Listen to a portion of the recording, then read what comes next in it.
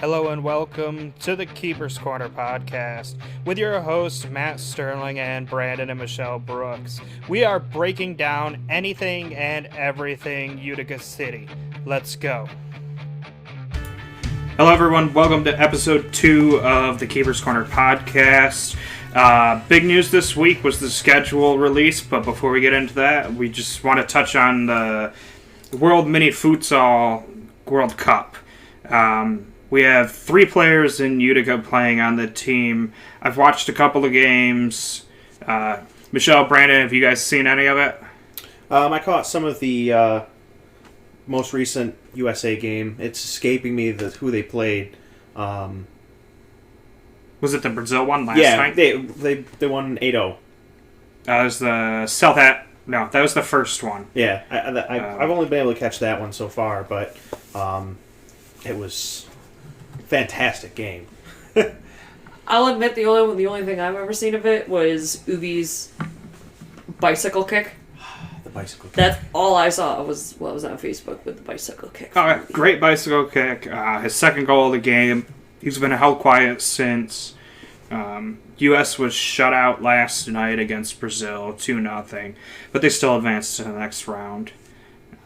I mean, it's going to happen. You're not going to be able to. Usually, not going to be able to take them all. That's not how it works. So, I mean, you win them, you lose them. As long as you're still in it, that's what matters. You can always adjust and make changes to Your lineups. keep going forward.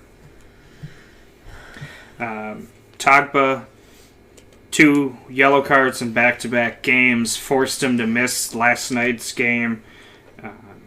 What did he even do?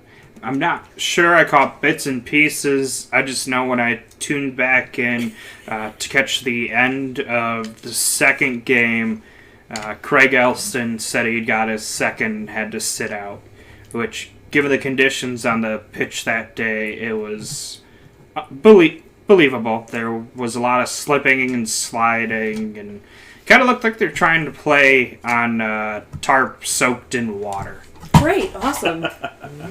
I mean, without actually seeing, without actually seeing what happened, and haven't gone back and reviewed it or anything like that, I'd be curious to see what exactly caused him to get so many cards so quickly. But at the same time, He's a setting him out shover. as the the safe bet to make sure that they can have him going forward. Tough to catch the games because they're playing in Australia. Next game should be Tuesday, taking on the winner of Group G, I believe. G1, whatever that means. Yeah, so the winner of Group G. Yep. Yeah. But that should be announced after tonight or after the makeup matches tomorrow. I want to say I saw Chile and the Czech Republic or something like that. I forget. Chile and someone else was supposed to play on the 7th, so I think we'll probably know after tomorrow night. Third player for Utica playing in the tournament is Moises Gonzalez, the newcomer / returner. Haven't caught any of Mexico's games just because they're even later at night into the early hours of the morning.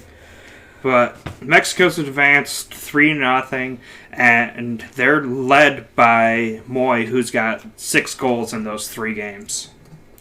I mean, the fact that he's having a pretty good showing already, just kind of gets us a little bit more excited for when he actually joins the team in November, and we get to see him on our home field and.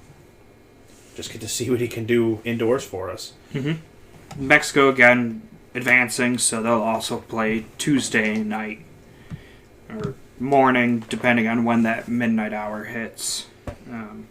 That kind of wraps up the World Cup for now. Schedule is really the big thing we want to talk about this week. It was released Monday at 10 a.m. You both are in the group. You know how much we were looking forward to it. How do you guys feel about it, just glancing at it? I mean, I like the fact that we're going to be going against some new teams that we didn't see last year. Of course, we got the return well, not return, but Rochester coming up from M2. So I mean, that gives us kind of a that throughway rivalry, which I don't know makes it more interesting to be able to have a team that's closer than say Harrisburg, or Mississauga or Baltimore that is our closest rivals. Mm-hmm. It'll definitely be interesting to see how that all plays out with the fans, especially. I mean, are we going to see a split in some of the Utica fans even? Depending on where people have been coming from around the area, you might have some people that, were out towards Syracuse and were Syracuse Silver Knights fans, but might end up starting to root for Rochester because they're, potentially the closer team. They might be going to more games for them than they will be for Utica. Or they might go to both, who knows? But it'll be interesting to see. I'm looking forward to it for sure. 24 games schedule again. Who are you most excited to see?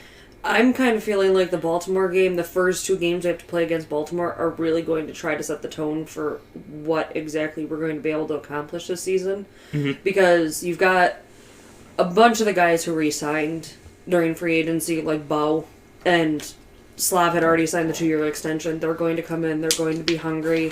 They're probably still angry over the playoff loss. So... yeah, should be a good one to start off the season with.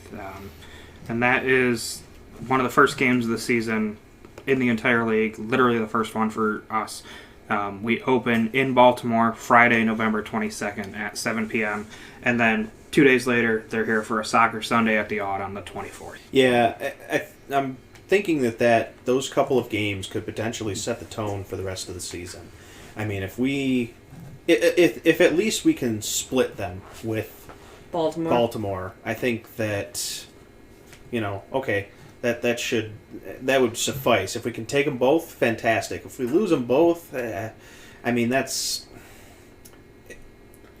it could potentially put us in a downward spiral. I mean, but at the same time, we've always given Baltimore a good fight, and they've always given it right back. So. I mean, in the playoffs, you figure that, we took their home field, but then they came back and, won 2 straight against us to proceed. A lot more diversity this year. Mm-hmm. We're going to see 10 different teams, 8 different ones coming to Utica alone. The big repeaters are out of our division from last year that no longer exist, but it's Baltimore, Harrisburg, Canada, formerly Mississauga, and then Rochester, who's obviously 2 hours away. I think the reason we're still seeing these relatively close teams and not seeing the Floridas and Orlandos, who I know you guys were excited to hope would come. For Florida, yeah. Right. Wanted to see the return of our boys. I mean... regardless of what team they're on, I mean, they still, when we first started watching and when we first started seeing the games, they were here. They were with us. We're not just gonna, we're not gonna come back, or we're not gonna have them come back and we're gonna boo them. I mean, we're gonna cheer them on before and after the game at least. But it's unfortunate that we won't get to see them come back to Utica this year. But I'm sure the choice for that, because I mean, if you'd asked me last week, I would have thought home and away matches with every team in the conference. If I had to guess, the reason why they didn't do that is travel costs to allow for the return of cross-conference play. We'll see a few teams from the Western Conference this year with road trips to Dallas and Mesquite, and then back-to-back games at Soles de Sonora. And then we have Mesquite and Dallas coming to... or not Mesquite and Dallas. We at least get to see Dallas at the Odd. Dallas, Kansas City, St. Louis, and then I think Rochester comes in for 1 or 2. Yeah, those will be the first ones that first time we get to see them this year. I mean, we saw them on the road last year, but first time in Utica. Well, did Utica play Dallas last year? We didn't play Dallas. I knew we played Kansas City. We played St. Louis. Yes. I'm really looking forward to the Rochester games. Our fans on Twitter, we asked who they're most excited to see come to for the first time. Hands down, it was Rochester. Oh, yeah.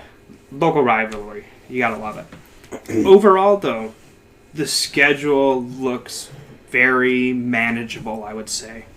Yeah, it's there's not anyone that really sticks out on there, as with the exception of Milwaukee, who, I mean, last year destroyed us. Kind of, gave us a run for our money, and unfortunately we took a loss to them. But there's not too many that we can say, oh, we know exactly what's going to happen with there. We're gonna either do really well against them, or we're going to do really awful. I mean, we've had things go both ways between, Mississauga. We've had things go both ways with Baltimore, Harrisburg. It's all kind of a toss-up for each individual one. It always depends on what sort of injuries both teams are going to be looking at for those games. And of course, just the overall condition of the players for both teams for those games. I don't know. There's nothing that really sticks out as, again, we're definitely going to win that one, or definitely going to lose it. It's all up in the air, and that's a good thing to have. You don't want to have those almost predetermined games, essentially. Mm-hmm. You look, and toughest stretch of the schedule, at least guaranteed, is 4 of our first 7 games are against Baltimore. After that, you get a few more wild cards in there with the road trips to Mesquite and Dallas and Solas, who 2 of them weren't in the league last year. Mm-hmm. Solas is back after a year away. Mesquite's an expansion. Rochester is returning after 1 year in M2. But overall, out of the teams that played last year, they only had a combined winning percentage of 43.6%. So, an average record just over 10-14. And Utica, building the roster the way they did in the offseason, after going 17-7, should be able at least a 20-win season. Well, we always hope for more and more wins throughout the season. It's just, again, I think it's going to more boil down to, the condition of the players and things like that for all these different games. As long as if we can stay at full strength for as long as possible, fantastic. But we always have to account for the potential of, different injuries or sickness, some travel, whatever comes about. But I think we definitely have a pretty strong team going into this season, and with the teams that we're going to be going against, it definitely feels like there's a lot of potential there, and it's definitely something for myself and for all the fans to be looking forward to. I think we're in for a pretty good season. Well, like what he said, we've got to worry about injury, we've got to worry about illnesses, but we've also got a few players who are major questions as to where are they going. Gonzaga, we'll get to that later.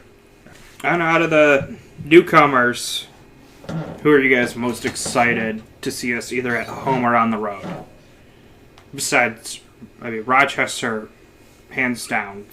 Yeah, Rochester coming to Utica is definitely exciting. I know, because we've had some of the players be on both teams. Schindler, who of course is firmly planted with Utica at this point.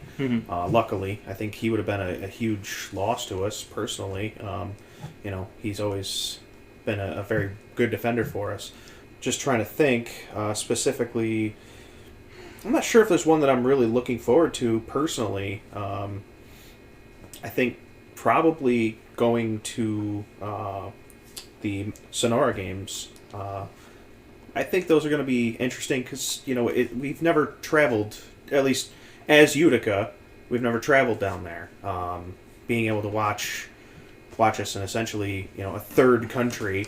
We get to play both in Canada, the U.S., and Mexico this year. I think that's kind of cool for the team to be able to do, and it'll be interesting to see how the team plays in those 3 different climates during that time of year. You figure we're playing midwinter for us, so it's going to be a little bit different going down there, regardless of whether it's indoor or not. So I think it's going to be interesting. Right, and Solas does have a smaller pitch, kind of like Baltimore, so it'll be smaller turf. I want to get the terms right so Massel off the wall doesn't chew my ass out. Yeah, they were 15-7 2 years ago, made the playoffs. If they bring back most of the same team, they stand a good chance, especially with the power shift in the West with the Taiyu brothers both going to Ontario. Mesquite looks good. I mean, they've only got a few signings so far. I think 5-6 players tops. Mm-hmm. But 4 of them have experience, and they kind of stole the crosstown rivals with Dallas players and former Dallas players. Yeah. Yeah, I can't say that I've seen too much from them, but I think, obviously, we always have to wait and see. We always have to see, mm-hmm. How they're gonna perform, against Utica, or just in general. And once they get their player base, and once we can see, the full roster, how they're going to play together and how they're going to play against these other teams and adapt. Just under 50 days to go till the season, so counting the days. Rosters should pretty much start to shape up here in the next 4 or 5 weeks. I mean, speaking of rosters, there are still some unsigned players out there for Utica. Michelle, you brought up a few of them earlier. Vitali, Pachera, Gonzaga, Mo, who is out on injury right now. Probably not going to see him signed anywhere until next season. Mm-hmm. So, and then you've got the second string, I guess you could say. Practice squad. Yeah. I mean, they showed up a few times towards the end of the year, but yeah. And I believe one of them, Brian O'Quinn, actually was more of a keeper's coach and assistant to Ryan Hall than anything. Yeah, he was more of a coach. We saw that when we went down to Harrisburg. Mm-hmm. Yeah, I kind of feel like if Vitali signs anywhere, I just get the feeling he's probably going to be with Rochester. He plays there, both in the indoor as well as... I think... Does he play he doesn't play the outdoor. I don't think he plays for them outdoor. I know Callahan and Bordeaux cross between them and Syracuse, but I don't know about Vitali. I mean, I'm sure we'll get a little more Rochester news, and that can cement where a few of these guys end up, just because they have their player combine going on today, I believe, at this moment as we record. And speaking of combines, Utica's is coming up. Mm-hmm. It's in 2 weeks. Saturday, October 19th. It's going to be held at Central New York Family Sports Center in Syracuse. There are 2 time slots, 1 to 3 and 6 to 8. $100 fee. And there's a submission online where you can put your name in, pay the fee, give a highlight reel. You just have to Google Utica City Pro Combine. It also says if you're going to apply to try out, at least email Coach Hall at ryan.hall@uticacityfc.com. Could be interesting to see what comes out of that, or who comes, the talent that can come out of that. Any local guys we end up with. Yeah. Local unknown talent. I mean, there's always a lot of potential there. You can definitely see a lot come out of it, and could be potential ads. Michelle, you had something to say? I did actually look it up. Vitali did play for Rochester in the outdoor league, but I never saw him. He wasn't there at the game we went to. No. But I think he also crosses between them and Syracuse, too. Because I know there's a bunch of guys that cross between them and the football I could there. Definitely see him going there. Yeah. Soccer Sam's probably going to do everything in his power to get a few big name signings. I haven't caught up with the In the Box that Matt Hubert put out, but I know when I spoke to him just before the schedule was released, and he said that don't be surprised if he gets a trade for a couple of Lancers legends like Mauricio Salas or Joey Tavernisi. Yeah, Salas is another one I could see, going out there. He's from what I've heard and understand, he's kind of a legend out there. So I could absolutely see him, see a trade coming in for Mauricio. I would rather he stuck around, but you go where you got to go. Great left foot. Would love to keep him on the team. Absolutely. And he's still under contract with Utica for what? I think another year? At least this season. He was never listed on the free agent listings. I don't know. I think the fact that we've left Lucio on the table is a little surprising. Understandable. He's up there in age, but he made a lot of key plays this past season, and I feel like he definitely helped us get where we wanted to be. Now, granted, we've got a lot of newer talent coming in and a lot of good talent coming in, but sometimes you gotta stick with what you know. You gotta see what you have, and you can see, okay, he's performed for us in the past. Why get rid of him? I believe Utica already has 17 players on their roster. We're one of the more shaped out ones in the league.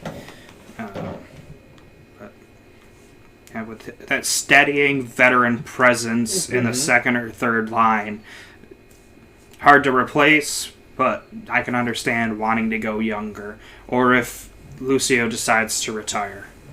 He's 36, so getting up there for a pro athlete. I know we spent a lot of the off-season hypothesizing about where we'd go for road trips, and one of the ones we had planned on going to and getting our EDLs for was Mississauga, now Canada. But, as the news has already been made several times, they're playing in 6 different stadiums to showcase indoor soccer all across Ontario. I can see the pros, I can see the cons. If I had to question anything, though, why would you have them bounce around and then play teams like Utica out by Detroit? I mean, they get the Lancers right by Buffalo, just the other side. Save the Midwest for when they're playing Midwest and Western teams. That would make sense. I mean, it's putting a strain on their fans. Yep. We've seen it in the group. I feel the pain. It's terrible. Yep. You're putting strain on the fans and strain on the players. Yeah, because they're... the fact that you can't really get used to, you can't get used to your surroundings because they're going to change as every couple your of home games. games or road games. Yeah. Basically. Yeah. I mean, I think the Mississauga supporters up there said it best. They're essentially homeless, and it's unfortunate to to see them have to move around like that. Other road trips. I think we want to return to Harrisburg this year. Don't have to worry about that until March, and maybe by then, if we can get a few more listeners, a few more followers, we'll talk about getting a bus, even a small one, and bringing like 20 people down. Yeah, we definitely last year that was fun. That was a lot of fun. We definitely had a good turnout of Utica City faithful down there, and the fact that we were pretty much louder than most of the fan base there definitely made some heads turn. We had a lot of fun there. Except for Maui's head. That was a oh my god creepy costume. And he kept popping up out of nowhere on us. Gave good high fives though. He did give good high fives, but it was nightmare fuel. I mean, but and then we self-propelled to victory. Note to Harrisburg. Maui's creepy. No more Maui. Just saying. Yeah. Just give us warning if you're doing a Disney Princess Day so we can mentally prepare for whatever we're about to see. Rochester, we play them on the road. November 29th, and then again... Because I knew one was the day after Thanksgiving. Yeah, Black Friday, and then again February 21st. Okay. They're both Friday nights. They're both 7 o'clock games. I'm just waiting for individual game tickets to go on sale to buy mine. Yeah. Which I believe I saw. Utica's are going on sale this Friday, so I'd imagine Rochester in the next We'll week be or two as following. well. Not too far behind. Yeah, pretty close. But we'll pack the dome out there, and let's try to silence the Lancers. Anything else you guys want to add this week? No, I think just going back to real quick to the free agents. Of course, you had Mo Kenaway out on injury towards ACL, if I remember correctly. Just hope he has a speedy recovery. Enjoy having the whole season. To recover, and honestly, we hope to see you back next year, for sure. ACL injury, you're talking 12 to 18 months. So potentially 2, depending on how severe and how the rehabbing goes. Whatever time he needs, he should take it, as long as he still comes back to Utica. There you have it. So for the City Keepers this week, that's everything. We'll be back in another week, giving a few more breakdowns before the season gets underway. Thanks for listening.